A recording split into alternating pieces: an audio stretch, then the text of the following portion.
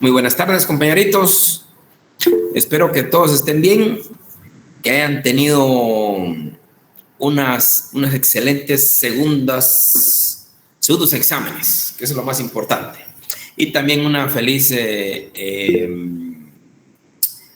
descanso de Semana Santa, porque hasta ahora nos estamos viendo.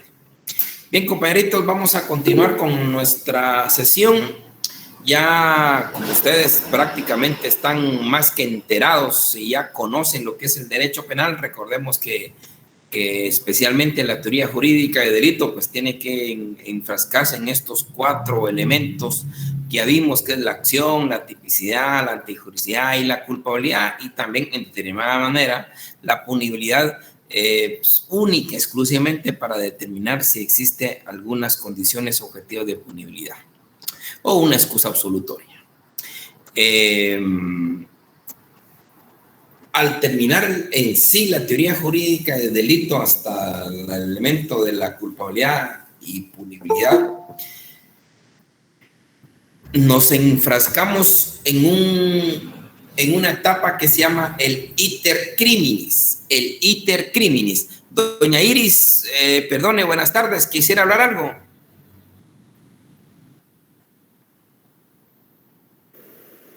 Doña Iris.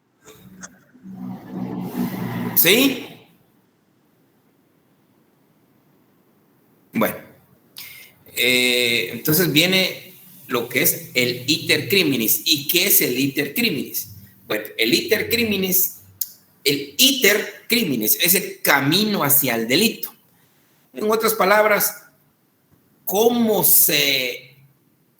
es el recorrido que se tiene para cometer un delito?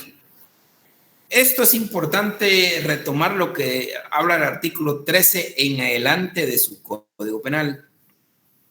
Aquí tenemos el iter criminis, que empieza con lo relacionado a la ideación. Son 4 pasos. Es idear, vámonos a pensar. Después sigue el tema de la preparación. Vamos a preparar nuestra idea, que es el delito, cometer un delito. Después nos vamos a la ejecución del delito. Y por último, es la consumación del delito.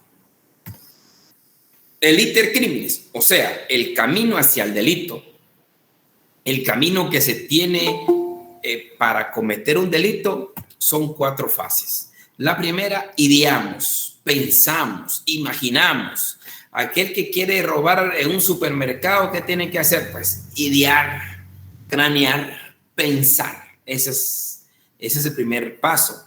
Después ya vamos con la preparación. Vamos a preparar cómo nos llevamos algunas cosas del supermercado, preparándonos, haciendo locos, viendo para todos lados, preparando. O llamando a más gente, o hacemos una estrategia para que prácticamente ya se empiece a preparar el delito.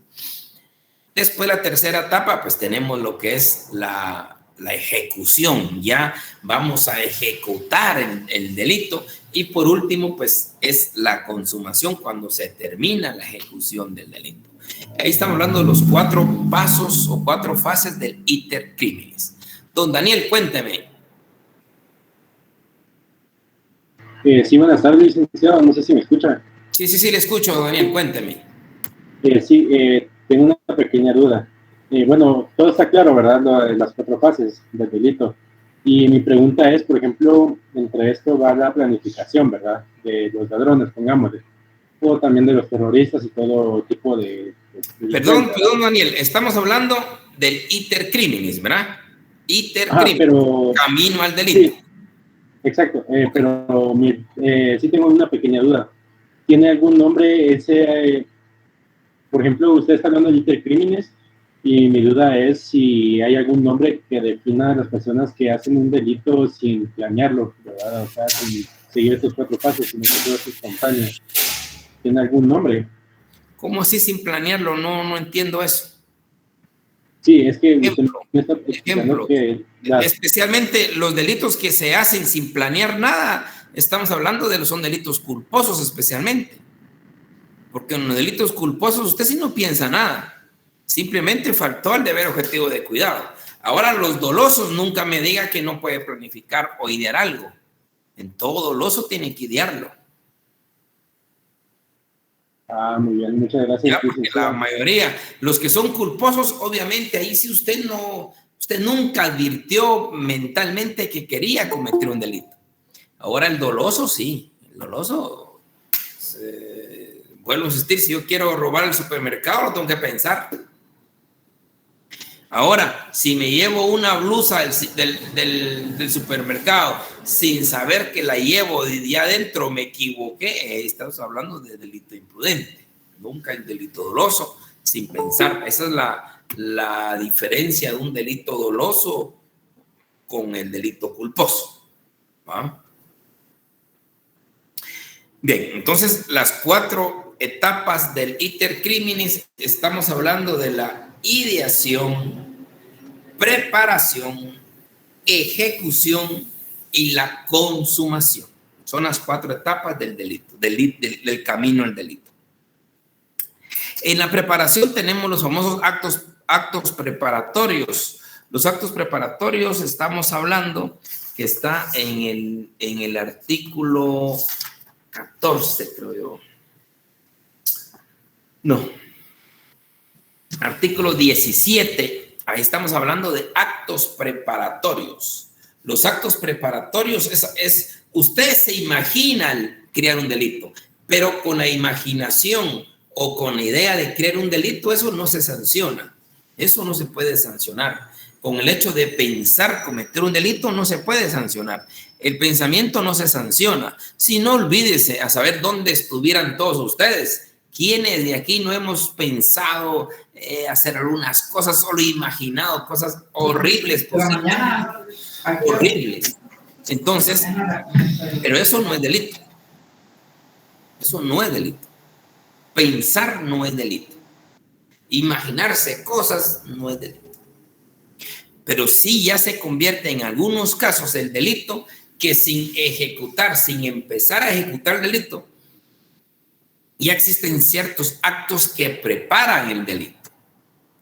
En la inmensa mayoría de delitos no existe tampoco, no se sanciona el hecho de realizar actos como la proposición o la conspiración, como lo dice el artículo 17. El artículo 17 del Código Penal nos habla de la conspiración y proposición.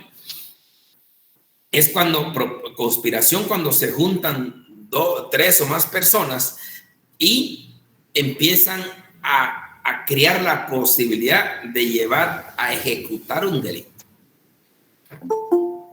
En principio, la conspiración y proposición, que la proposición es cuando alguien incita a otros para que participen con él a cometer un delito. En principio, eso tampoco es sancionado. En principio. Pero el artículo 17 nos dice la conspiración, la proposición, todos los actos preparatorios para cometer un delito solo son punibles en los casos que la ley lo determine expresamente. O sea, si la ley no lo expresa taxativamente que en un caso concreto la conspiración o la proposición son sancionables, no se sanciona tampoco esos actos preparatorios. Distinto es lo que se nos viene, ustedes ya lo han de plano, lo han escuchado un montón de veces, cuando se habla de la conspiración. El tema acá es que el delito ya se volvió autónomo, la conspiración. La inmensa mayoría de códigos tenemos la conspiración como actos preparatorios y solo son sancionables cuando efectivamente el tipo penal así lo expresa. Pero hoy día tenemos la famosa ley del crimen organizado, que todos sabemos que existe la ley del crimen organizado. Y en esa ley del crimen organizado, ahí aparecen varios tipos penales. Recordemos que la ley del crimen organizado viene de una instancia internacional, especialmente en el convenio de Palermo del año 2002, creo que es 2002. En esa Convención de Palermo se establece ya la necesidad de perseguir el crimen organizado. Y dentro de esto, del crimen organizado, tienen varias definiciones nuevas, incluyendo un delito autónomo que se llama conspiración. A raíz de esa Convención de Palermo, y hay otras convenciones interamericanas contra la corrupción, recuerdo yo, a raíz de esto se empezó se legisló dentro de nuestra legislación la ley del crimen organizado. Y esa ley del crimen organizado trajo consigo todos aquellos de lo establecido en la Convención de Palermo. Y ahí no solo ataca a la corrupción, ataca al crimen organizado, porque el lavado de dinero, porque a través del crimen organizado se pueden realizar un montón de hechos delictivos, estableciéndose un régimen interno de una organización que vive exclusivamente para cometer delitos. Entonces, ahí surgió la conspiración como delito autónomo. Antes lo teníamos como acto preparatorio puro, pero según la ley del crimen organizado, solo los tipos penales que habla el crimen organizado, que son la inmensa mayoría de delitos de trascendencia internacional, solo por esa vía se estableció el delito de conspiración. Por eso ustedes han escuchado de plano en las noticias cuando hablan fulano de tal está por delito de conspiración, que el otro no sé qué se fue sancionado por el delito de conspiración. Antes no era delito, antes era simple y sencillamente un acto preparatorio. Un acto preparatorio que únicamente podría ser sancionado si lo permite y lo establece taxativamente la norma. Esto es importante. Pero ya con la ley del crimen organizado, prácticamente la conspiración se convirtió en delito autónomo. Y lo peor de esto es que es un delito autónomo, pero donde dice todas aquellas personas que se reúnan para cometer cualquiera de los delitos anteriores, que es narcotráfico, lavado de dinero, terrorismo, todos los delitos de trascendencia internacional, drogas, todos estos, lo que hace o lo que provoca es que con el hecho de juntarse para, por ejemplo, ir a lavar dinero a El Salvador o que produzca los efectos en El Salvador o en Canadá o Estados Unidos, simplemente por el hecho de esa reunión, que es una conspiración, ya la persona va a ser o las personas van a ser sancionadas como que se hubiesen cometido el delito. Ahí está el tema bien controversial que tiene la ley del crimen organizado, porque no es lo mismo el grupo de personas que ejecutaron el hecho a otras que solo lo están planificando. Pero según la ley del crimen organizado, prácticamente le dan la misma sanción, y eso sí es desde mi particular punto de vista, y no lo mío, sino de mucha gente, eso atenta enormemente a un Estado democrático y republicano, por muchos factores, porque ya no hay proporción. Está desproporcionado. Quiere decir que le van a imponer la misma pena a aquel grupo de personas que estaban conspirando para cometer un delito, estaban craneando, planificando cometer un delito. Es la misma pena a aquel que ya cometió el delito o ya cometieron el delito. Entonces ahí está la desproporcionalidad, atenda prácticamente con el principio de igualdad. Sí, doña Evelyn, perdone.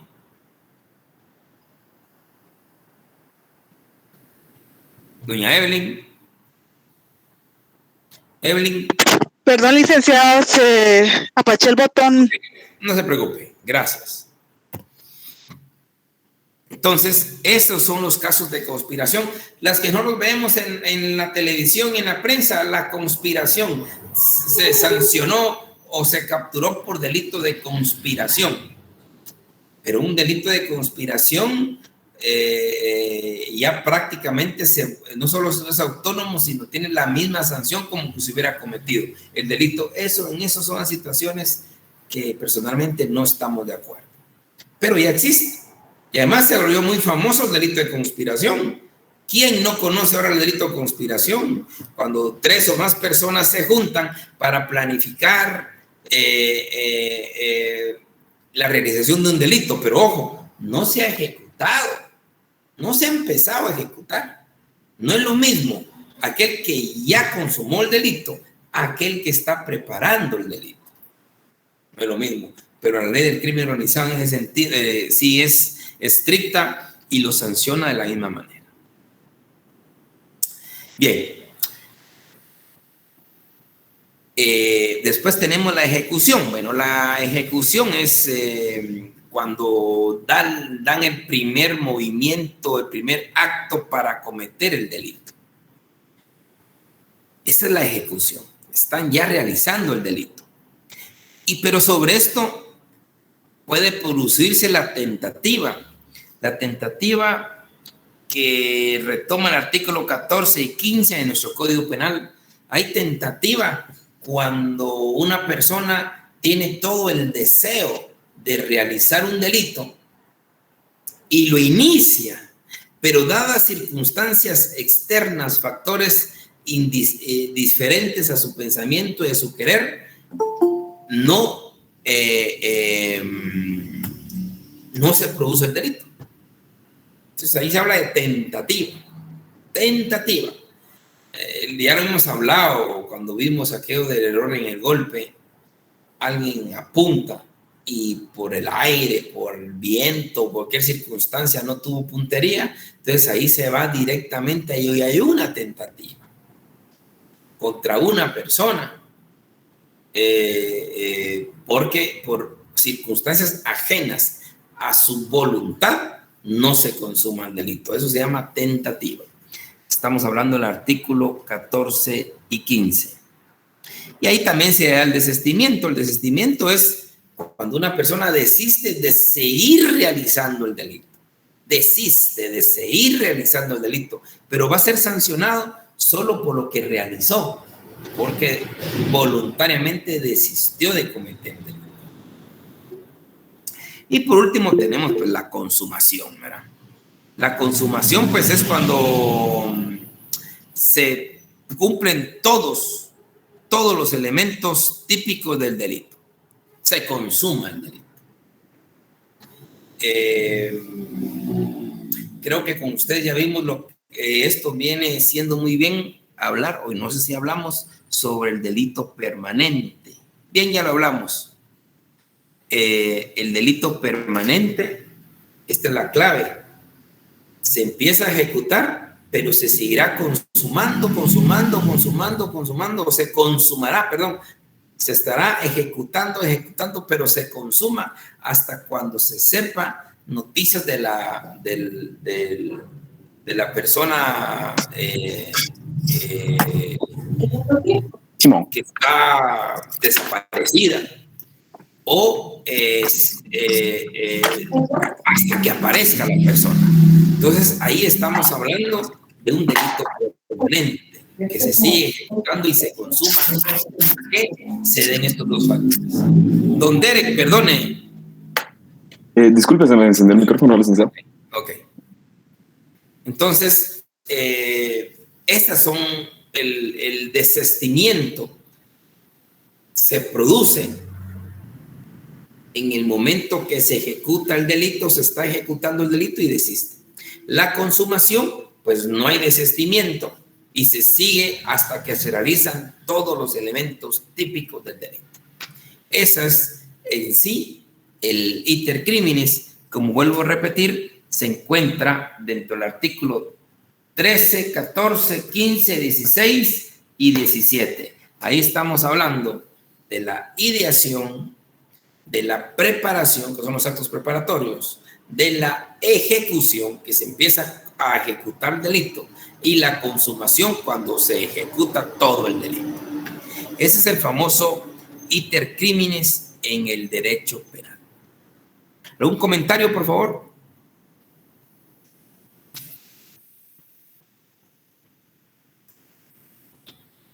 Todo claro, licenciado. Gracias.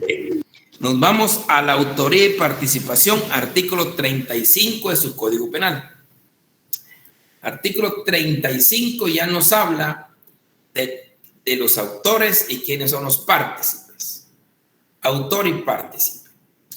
¿Quiénes son los autores? Artículo 35 y artículo 36 en adelante de nuestro Código Penal.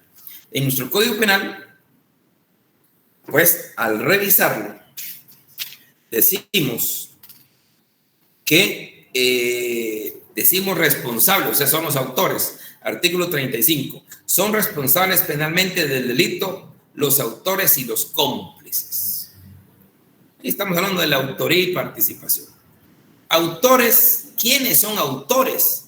Autores son aquellas personas que son los que dominan el hecho. Es la teoría del dominio del hecho. Autor únicamente se puede considerar a aquella persona que efectivamente domina y controla el hecho, domina y controla el delito. Esos son autores. Los demás, como dice el artículo 35, son cómplices. Aunque en doctrina esto es un poco más complejo. En doctrina nosotros hablamos de autoría y participación y le damos otro matiz a quiénes son los autores. ¿Y quiénes son los partícipes? Ahí hay una confusión, pero no lo voy a confundir aquí porque si existe nuestra legislación, hagámonos claramente lo que establece nuestra legislación. Y artículo 36, pues nos dice quiénes son autores. En doctrina se habla de un autor directo, autor mediata y la coautoría. Aquí, estos tres, el autor directo es el que nos habla el primer inciso. El 2 es el que nos habla de los autores mediatos. El 3 nos habla de los cooperadores necesarios, que en doctrina los cooperadores necesarios son partícipes, no son autores, pero aquí nuestra ley nos lo da como autores. Por eso no los quiero confundir. Y el punto 4 nos habla de la coautoría. O sea, el artículo 36 describe prácticamente el autor directo en el numeral primero, el autor indirecto, el autor mediato, es el autor mediato. El 3 que nos habla sobre el cooperador necesario. Y el 4 que nos habla de la coautoría. El autor directo, pues es la persona que domina el hecho y es el que realiza el delito. No hay problema. El inductor, como dice acá, a la larga es un autor mediato. ¿Qué es el autor mediato? Es aquella persona que utiliza regularmente a un inimputable para cometer un delito. El clásico ejemplo, una persona quiere incendiar un ranchito, pero no se atreve a hacerlo él. Entonces se localiza a un enfermito, y le dice, mira, ¿te quieres ganar un dulcito? Anda, encender este fuego allá en ese ranchito y verás. Y va el señorcito, como está enfermito, le hace caso e incendia el ranchito. Entonces, el autor mediato regularmente utiliza a personas ubicadas en una posición de inimputabilidad para cometer el delito. Es el hombre de atrás. Es lo que dice el autor mediato, el hombre de atrás, la persona que controla todo desde atrás. Y aquí nos da el numeral 2, quienes fuercen o induzcan directamente a otro a ejecutarlo. El inductor aquí también es el que da dinero, el que contrata a un sicario, por ejemplo. El que contrata a un sicario se convierte a la larga como un autor mediato o inductor, porque él está induciendo a otro por dinero o por cualquier otro chantaje a que vaya a cometer un delito. Pero aquí se castiga a ese hombre de atrás. En este caso es el que da el dinero, el que contrata, o la persona que manda a un enfermito a quemar un ranchito. Ese hombre de atrás es el autor mediato, que lo abarca acá desde el ámbito de los inductores. El número 3 son los cooperadores necesarios. Cooperadores necesarios porque en una actividad delictiva siempre se necesita de personal que puedan apoyar la operación delictiva. En algunas ocasiones se logra localizar esas personas indispensables sin las cuales no se puede llevar a cabo un delito. Háblese, por ejemplo, de un secuestro. La muchacha de la casa que da toda la información a los sicarios o a los secuestradores, esta muchacha, por su condición de conocimiento, valga la redundancia, tenía una gran condición de conocimiento de los movimientos de los secuestrados. Es ahí donde ella se puede convertir fácilmente en una cooperadora necesaria. Porque sin la ayuda de esa información, los demás no hubieran podido ejecutar el delito. Son los cooperadores necesarios. Y la última, pues, son los coautores, que los coautores se basan en una contribución al hecho y que existe un dominio funcional del hecho, donde todos conocen la finalidad del delito que se va a cometer y todos colaboran y actúan en sus determinados campitos o fases para ir realizando en conjunto el delito. Eso se llama coautoría. Hay varios autores, eso es coautoría. No me confunda autor con cómplice, porque el cómplice, como lo dice perfectamente en nuestro Código Penal, en el artículo 37, ¿quiénes son los cómplices? Y el autor de un delito se sanciona más que un cómplice, eso ya lo vimos la vez pasada. Un cómplice se le baja a una tercera parte del delito que se le impone al autor del delito.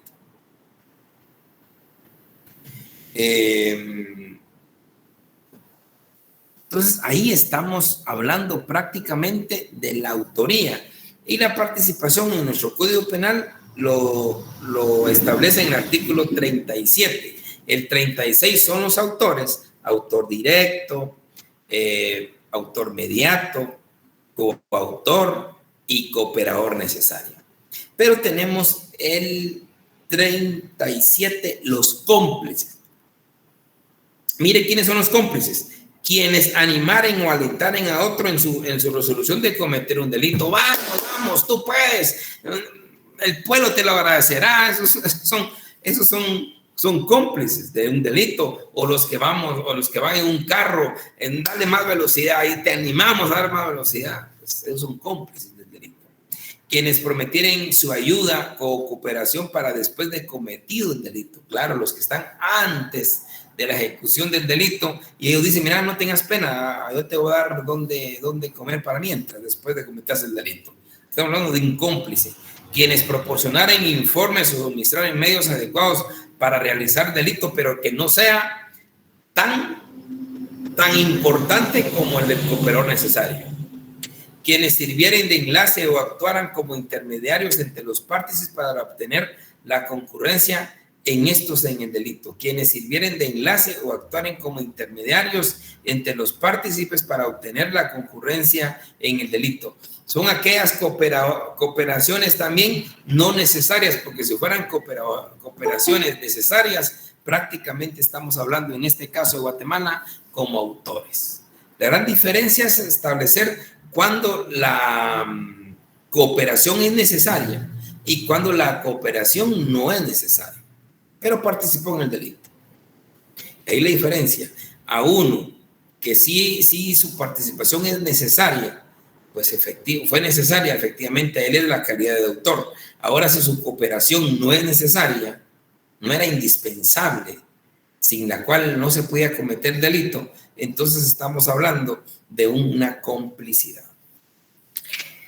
Artículo 38 ya lo vimos con el tema de la responsabilidad de las personas jurídicas, y el 39 el delito de muchedumbre. ¿Qué consiste el delito de muchedumbre? Bueno, creo que todos acá hemos visto de una u otra manera algunos linchamientos, los famosos linchamientos.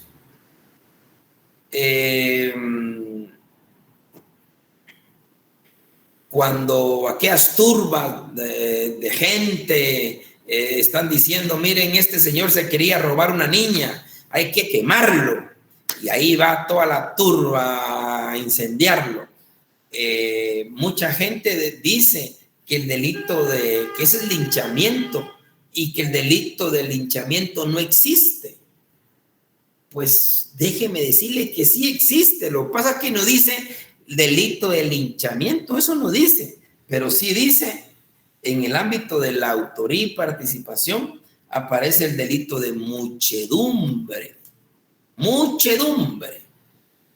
¿Y qué es el delito de muchedumbre? Pues aquí lo miramos nosotros, artículo 39, cuando se trate de delitos cometidos por una muchedumbre.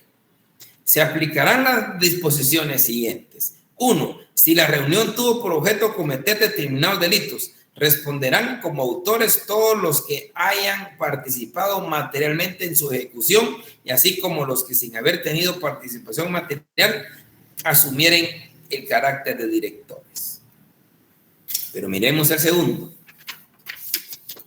Interesante. Dice, si la reunión no tuvo por objeto cometer delitos, que es lo que suele pasar, y estos se cometieren después por impulso de la muchedumbre, en tumulto, responderán como cómplices todos los que hubieren participado materialmente en la ejecución, y como autores los que revistieren el carácter de instigadores, hayan tenido o no participación material en la ejecución de los hechos delictivos. Mire qué interesante. Dice, responderán como cómplices todos los que hubieran participado materialmente. Los que quemaron a la persona que amarraron, al ladrón que amarraron, al violador que amarraron. Y dicen, esos responderán como autores. Ahora, los que revistieren el carácter de instigadores, ellos son los grandes responsables de cometer los delitos. Y eso es lo que pasa en los linchamientos. Agarran a 3 ladrones supuestamente. La población empieza a buscar y a exclamar justicia. Y ahí está donde muchas personas pueden decir, bueno, vamos a instar a que se cometa ese delito, a que maten a estas personas. Y hay 2, 3 personas que andan diciendo, sí, mátenlo, quémenlo. Están como que dirigiendo el grupo, y otras pues solo se dejan llevar por lo que la gente dice. Y eso es peligroso. Yo recuerdo, y eso es muy cierto, yo recuerdo en una oportunidad, por razones de trabajo, fui a Quiché. Íbamos con un piloto, solo los 2, el piloto y mi persona, en esas curvas bien pronunciadas para antes de llegar a Chichicastenango, como para después de Chichicastenango y para llegar a Quiché. íbamos, porque había un pick-up lleno de pobladores de ahí, de plano cerca. No sé a dónde iban, la verdad estaba lleno el pick-up. Y en eso el pick-up iba tan despacito, que en un momento dado se detuvo y empezó a venirse para atrás. Y nosotros atrás de ellos. Entonces automáticamente el piloto dobló y alguien de ahí, del camión, del picopito, empezó a insultarnos, no sé ni qué. Y no se levanta toda la gente a querernos quemar, pues, y todavía nos fuimos. Imagínense, en esos casos de linchamiento, uno mira, porque alguien dice, ellos son ladrones, ellos son violadores, ellos son secuestradores. Pero ¿será cierto? Los que estamos acá en la capital y estamos muy lejos de estos municipios, hay quienes hasta aplauden los linchamientos. Pues, qué bueno es porque era un ladrón, porque era un violador. Pero ¿usted está seguro que él fue? Era eso. ¿Está seguro? Les pongo mi ejemplo. Entonces, que ya las personas con la ayuda de otras se empiezan a encender y ya ni saben ni qué están haciendo. Solo que existe una o dos personas que sí los están guiando. Y esas 1 o 2 personas, como dice aquí nuestro Código Penal, ellos van a responder como autores, mientras los demás solo están haciendo las cosas porque ellos creyeron que aquellos eran ladrones, o eran violadores, o eran secuestradores. Entonces, el tema de los linchamientos es complicado. No hay que creer que están linchando al delincuente. No sabemos. Puede ser que sí, pero ¿qué justicia es esa también? No quisiéramos una justicia así porque no hay derecho de defenderse, no hay derecho a nada, más que esperando que el sufrimiento sea corto. Pero eso es mentira, que no esté regulado en Guatemala el delito de linchamiento.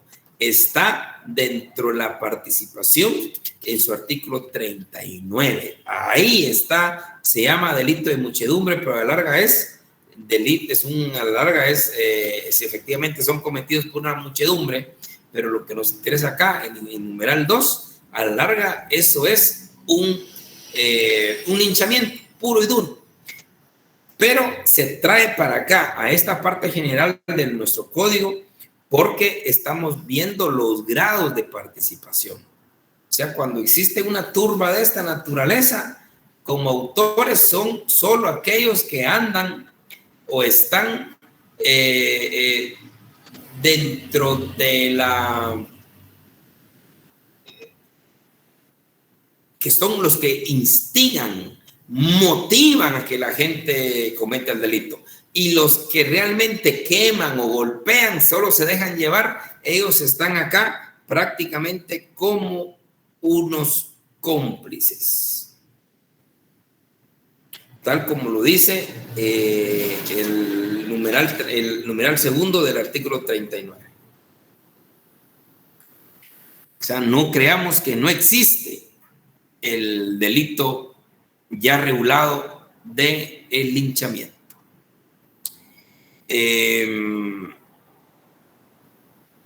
Y de ahí pues tenemos lo relacionado al concurso de delitos. El concurso de delitos es un tema apasionante. Yo siempre he dicho que el que no conoce el concurso de delitos está condenado a sobrelegislar y sobrelegislar. Muchos delitos, por eso tenemos una sobrelegislación en materia penal, porque muchos delitos no se tratan en concurso de delitos. Miremos, esto está en el artículo 69 en adelante. Artículo 69 nos habla del concurso de delitos, un concurso real, un concurso ideal y un delito continuado. Esos son los famosos concursos de delitos. Concurso real, lo dice el artículo 69, no me lo invento yo, pero también la doctrina aquí coincide con la doctrina. El concurso real es cuando una persona, se define como varias acciones, varios delitos. Varias acciones, varios delitos. O sea, concurso real, yo robé una bicicleta, al día siguiente lesioné a una señora, después robé unos sillones, después fui a robar un comercio. Son varias acciones, varios delitos. Y se me abre una causa por todos los delitos. Entonces ahí voy a ser sancionado cuando es concurso real, real de delitos, varias acciones, varios delitos. Cuando existe esa situación, hoy robé, mañana lesiono, pasado secuestro, el otro día robo, se me juntan todos los delitos y la persona va a ser sancionada en concurso real. ¿Qué significa esto? Que se le va a imponer todas las penas de todos los delitos, uno a uno.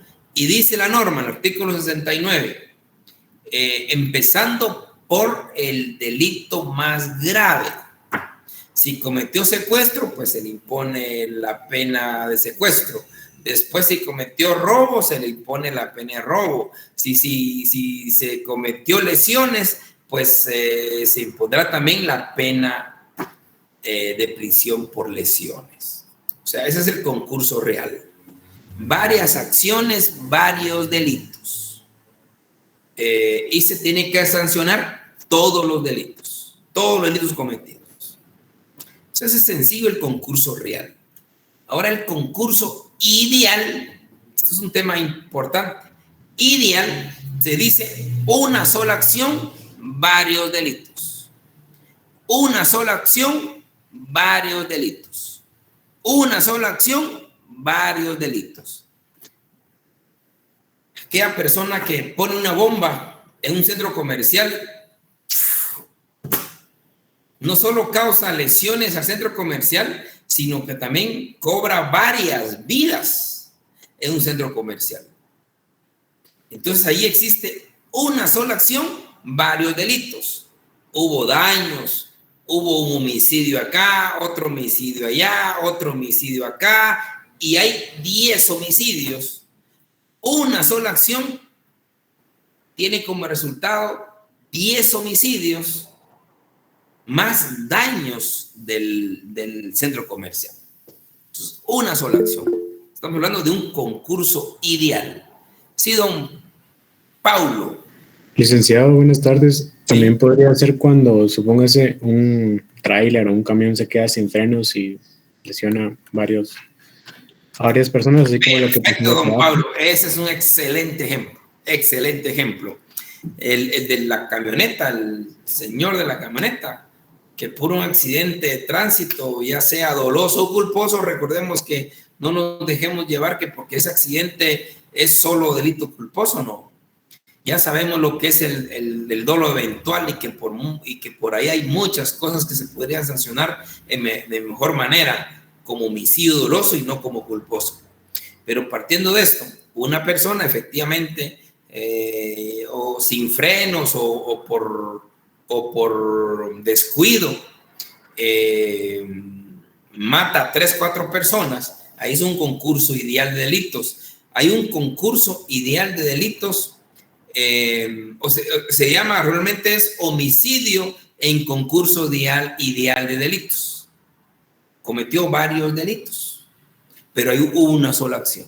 Una sola acción provocó varios delitos. ¿Cómo se sanciona esto? Pues nuestro Código Penal en el artículo 70 establece que se tendrá que imponer la pena del delito más grave, esa aumentada a una tercera parte. Por ejemplo, si cometió varias lesiones, un solo acto, varias lesiones, entonces, y hay un homicidio, entonces se tendrá que imponer la pena del homicidio aumentada a una tercera parte. Entonces se dice, se sancionó un concurso ideal de delitos de homicidio en concurso ideal de varias lesiones. Cometió un delito de homicidio en concurso ideal con otras lesiones, con varias lesiones. Entonces solo se le impone la sanción más grave aumentada a una tercera parte. Del delito más grave aumentado a una tercera parte. Ese es el concurso ideal. Concurso real, varias acciones, varios delitos. Yo cometí aquí, cometí robo, cometí asesinato, cometí hurto y me van a sancionar con todos los delitos, empezando por el más grave. El concurso ideal, una sola acción, varios delitos. Una sola acción, varios delitos. Aquí, como es una sola acción por razones de política criminal, nuestro legislador estableció se le sancione por delito más grave, aumentada a una tercera parte que cubriría todos los demás delitos que vienen por esa misma acción. Concurso ideal. Y también tenemos el delito continuado como último. El delito continuado. Esto lo tenemos en el artículo 71, entiendo yo. 71. Sí, delito continuado. El delito continuado. Esto realmente es una situación mixta. Que la verdad es un concurso real, solo que se sanciona como si fuera un concurso ideal. Esa es la interpretación que le doy al delito continuado. Es un concurso real de delitos sancionado como que si fuera un concurso ideal. ¿Por qué? ¿Cuál es la diferencia entonces? Pues definitivamente el legislador, ahí sí que por razones de política criminal, y ojo, y no solo pasa aquí en Guatemala, pasa en todo el mundo. Todos los países tenemos concurso real, concurso ideal y delito continuado. Todos los países. Entonces, la idea del concurso del delito continuado, vuelvo a insistir, para mí, yo lo establezco así, como un concurso real de delitos que se sanciona como si fuera un concurso ideal. ¿Cuál sería la diferencia entonces con el concurso real?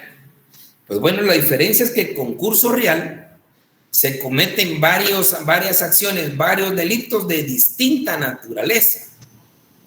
Robo, hurto, lesiones, distinta naturaleza.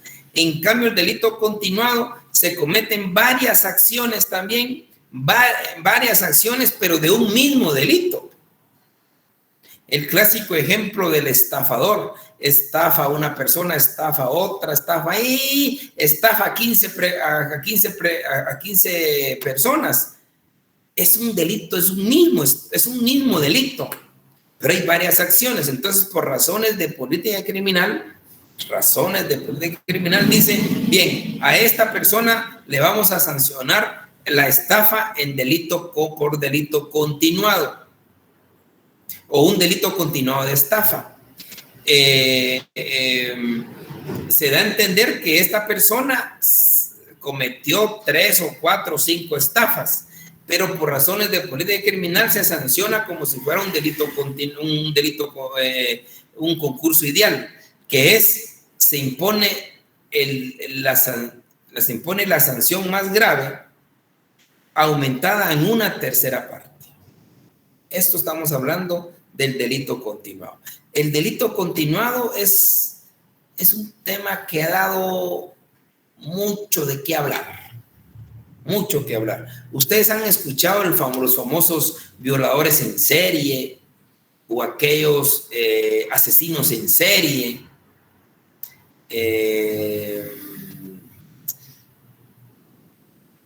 Nuestro Código Penal no tiene limitante, pero en otros países, bueno, es decir, mucho más modernos que el nuestro, sí tienen limitantes de delito continuado. Y hoy día, en Guatemala sí tiene limitantes, pero a través de la vía constitucional. Ya la Corte de Constitucionalidad tiene varias sentencias donde determina que el delito continuado no es absoluto para todos los delitos, sino excluye automáticamente los delitos de sangre, los delitos de violación e indemnidad sexual. O sea, si hay un asesino en serie, no se va a aplicar un delito continuado. Si hay un violador en serie, ojo, porque esto no lo dice nuestro Código Penal. No lo dice. Si hay un violador en serie, tampoco se le puede sancionar como delito continuado. La idea de la doctrina jurisprudencial, porque esto es pura doctrina de la jurisprudencia, ha establecido que esos delitos de violación en serie o asesinatos en serie tienen que trabajarse a través de un concurso real de delitos, no ideal. Porque nosotros miramos el concurso ideal, el delito continuado, dice, se entenderá que hay delito continuado, artículo 71, cuando varias acciones o omisiones se cometan en las circunstancias siguientes, con un mismo propósito o resolución criminal, con violación de normas que protejan un mismo bien jurídico de la misma o de distinta persona, en el mismo o en diferente lugar, eso da lo mismo, en el mismo o distinto momento con aprovechamiento de la misma situación, de la misma o distinta gravedad. O sea, es enfocarse en aquellos delitos de la misma naturaleza. Usted comete el mismo delito, es un delito continuado. Y la gran ventaja es que se le va a imponer la sanción única y por un delito, y por el resto se le aumenta una tercera parte. Pero vuelvo a insistir, en los delitos de sangre y en los delitos de violación e indemnidad sexual, ya no se permite en Guatemala aplicar delito continuado. Si no, imagínese usted qué difícil sería para la comunidad, para nuestra sociedad, ver que hay un fulano ahí que mató 10 veces 10 personas. Es un asesino en serie. ¿Y le vamos a dar acá un delito continuado? No. Pero esto ya la jurisprudencia lo arregló. Por eso es importante ver siempre las resoluciones, especialmente en la vía de amparos, porque ahí pueden salir muchas cosas interesantes. Y uno de ellos es efectivamente el delito continuado.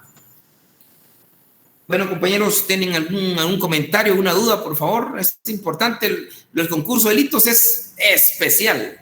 Con el concurso de delitos, por ejemplo, el legislador aumentó la pena en el delito de secuestro y solo puso la pena de muerte, pero es por puro desconocimiento. Y la gran crítica que se le hace a esta clase de normativas es que afectan enormemente no solo la proporcionalidad, sino el tratamiento de la teoría jurídica del delito. Por ejemplo, ¿por qué aumentaron las penas de muerte, las penas de delito de secuestro a pena de muerte? Y lo peor, si usted lo ve, es única pena, la pena de muerte. Y dice, no se impondrá la pena de muerte a mujeres o a menores. Pero de ahí toda persona, hombre mayor de edad, se le tiene que imponer la pena de muerte, según nuestro Código Penal.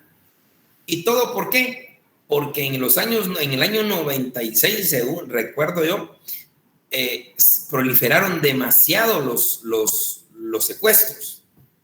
Entonces el legislador dijo, no, pongamos la pena de muerte y suficiente. Mire qué trato desigual, y yo siempre lo he dicho. Aquella persona, aquel secuestrador que mató al niño, lo desmembró y lo mató. Y existe otro caso donde un secuestrador le dio alimentos, le dio distractores, lo cuidó bien y entregó al niño. Mire, por no conocer el concurso de delitos, caemos en esas groserías. Muchas situaciones injustas. ¿Cómo es posible que se le va a imponer la misma pena cuando los actos son distintas? Efectivamente, ambos son secuestradores. Claro que son secuestradores, pero hay conductas que son totalmente distintas. Uno asesinó al niño y el otro lo cuidó bien. Entonces, ¿por qué le van a poner la misma pena? Ahí opera el concurso de delitos. Ahí opera un concurso real de delitos. Porque vamos al secuestrador que secuestró al niño y lo mató. Existe ahí delito de secuestro en concurso real con el delito de asesinato. ¿Ya? Y aquel que secuestró al niño, pero entregó al niño sano y salvo, él solo sería responsable de un delito de secuestro. ¿Qué es lo lógico? Aquel que mató se le tienen que establecer 2 penas por haber cometido 2 delitos en concurso real. En cambio, en esta persona, pues, solo fue un delito. Pero según el legislador del 96, era necesario que entreguen o no entreguen con vida al niño o a la víctima, se le va a poner la misma pena. Eso es injusto, pero es porque no se conoce el tema del concurso de delitos, concurso real, ideal y delito continuado. ¿Comentarios, compañeros?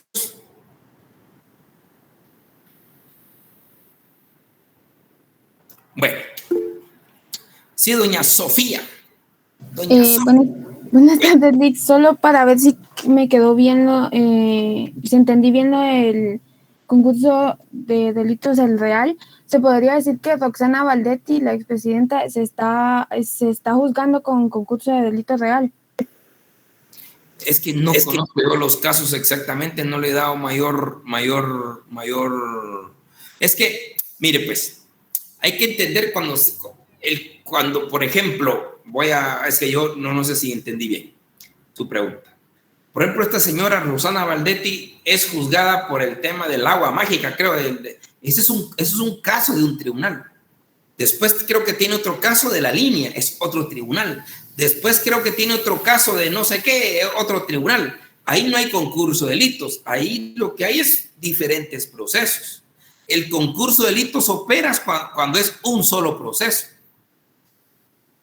Por ejemplo, a ella le hubieran conexado todos los procesos en todos los delitos supuestamente cometidos, los hubieran conexado en un solo caso, en un solo tribunal. Ahí sí se da el concurso real de delitos.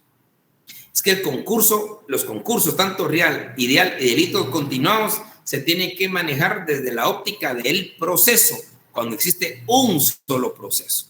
Cuando existen diferentes procesos, no opera, salvo que en un proceso se le esté juzgando por 2 o más delitos. No sé si eso era, doña Sofía. Sí, eso era. Muchas gracias, licenciado. Ok. Muy bien. Como al parecer, clases solo y la otra semana, según me dijeron que había. Yo les rogaría, si tuvieran ustedes la bondad, si pudieran conseguir este libro de Ladino me jodió, me encantaría que lo pudiéramos discutir, aunque sea la última sesión de clase, porque abarcaría toda la teoría jurídica del delito, si tuvieran la bondad. Se llama exactamente así, un poco feo el nombre, pero es interesante. El Ladino me jodió. Léanlo y se dan cuenta que es una de las historias más lindas y especialmente en el derecho penal. Vamos a ver ahí la importancia de conocer derecho y evitar ser parte de poder juzgar mal a las personas. Se llama El Ladino me jodió. Creo que eso lo buscan por internet, pero yo estoy hablando con unas personas tan técnicas y tan especializados en esta materia que ustedes me sorprenden muchísimo, porque nomás digo una cosa y ya lo tienen ahí en googleado o no sé dónde, y luego se lo trasladan a sus compañeros. Así que si lo pudiéramos conseguir, por favor, me cuentan el próximo jueves, y sería genial que lo pudiéramos leer y disfrutar, aunque sea la última sesión de clases sobre el Ladino me jodió. Bueno, compañeros, nos miramos el próximo jueves. Sí, doña Iris, perdónenme. Iris Graciela.